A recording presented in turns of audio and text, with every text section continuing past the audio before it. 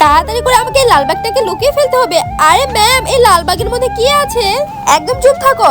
ব্যাগটাকে আমি বরং এখানে রেখে দিই। আমি এই পর্দার আড়ালে ব্যাগটা রেখেছি, তোমরা কেউ কিছু দেখোনি, বুঝতে পেরেছো? আচ্ছা ম্যাম, আমরা কিছু দেখিনি, কিন্তু আমি তো দেখেছি। আমি কি করে মিথ্যা কথা বলবো? আমি দেখেছি তো। ম্যাম, আপনার হাতে আজকে অনেক বড় লাল ব্যাগ দেখেছি। কি ছিল ওই ব্যাগের মধ্যে? আরে কোথায় কি এনেছি? ওটা তো আপনার চোখের ভুল, আমি তো কিছুই নিয়ে আসিনি। আরে লাল ব্যাগের মধ্যে এমন কি আছে যে ম্যাম সবার কাছে লুকাচ্ছে? আমার তো মনে হয় লাল ব্যাগের মধ্যে কুত্তা আছে। আরে পাগলি, কুত্তা থাকলে কি ভোগ ভোগ করতো না?